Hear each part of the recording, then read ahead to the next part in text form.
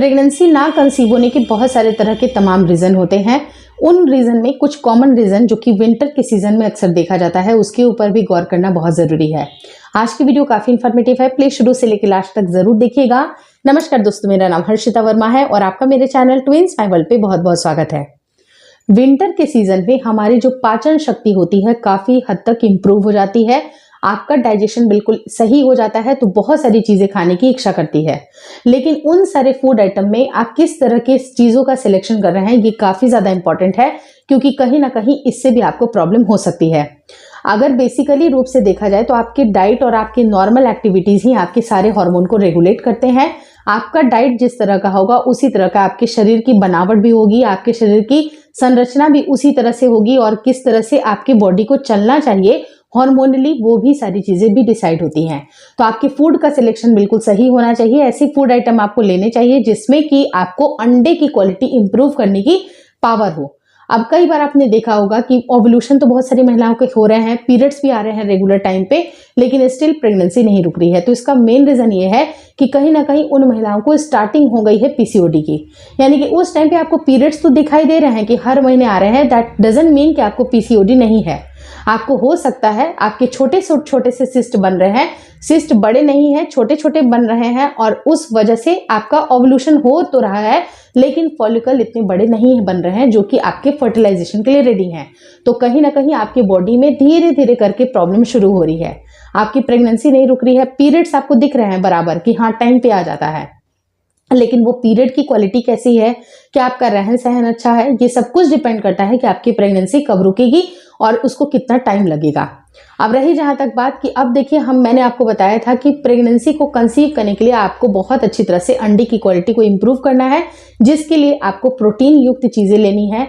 दूसरा है ऐसे फूड आइटम लेना है जिसके अंदर फोलिक एसिड हो, या तो आप सीधे सीधे फोलिक एसिड की टैबलेट्स भी ले सकती हैं, या फिर अलसी आपको लेना है। बहुत सारे सीड्स के बारे में मैंने आपको बताया था, तो वो सारी चीज़ें आपको लेनी ही लेनी है। लेकिन गलत क्या हो जा रहा है कि इसके लेने के तरीके बिल्कुल डिफरेंट हो जा रहे हैं।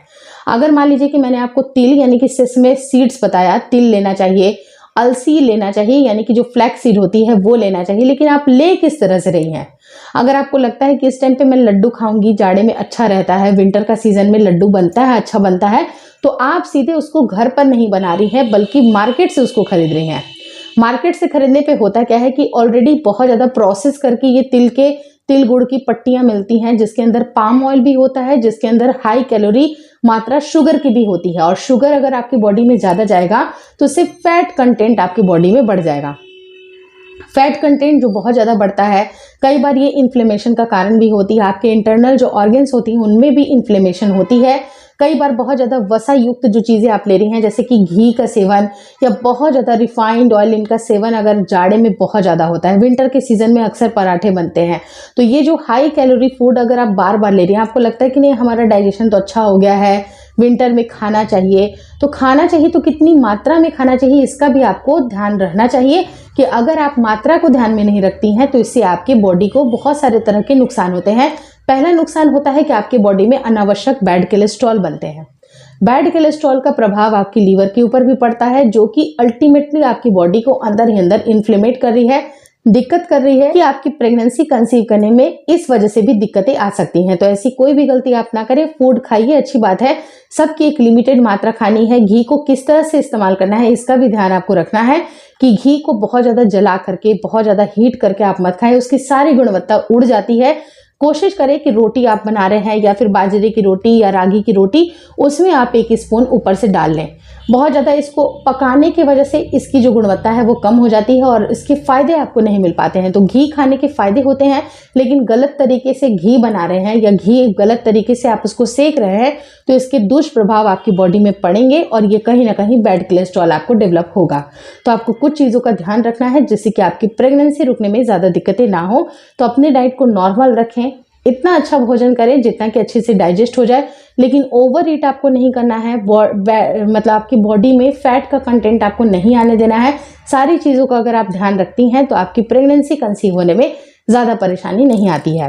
Hopefully this video helps you. अगर वीडियो अच्छी लगी तो प्लीज़ लाइक कर दीजिएगा। चैनल पे नए हैं तो चैनल को ज़रूर शेयर और सब्सक्राइब करें। मुझे इंस्टाग्राम पे और फेसबुक का जो मेरा पेज है उसको लाइक और शेयर करना बिल्कुल ना भूलें। Thank you so much for watching twins my world.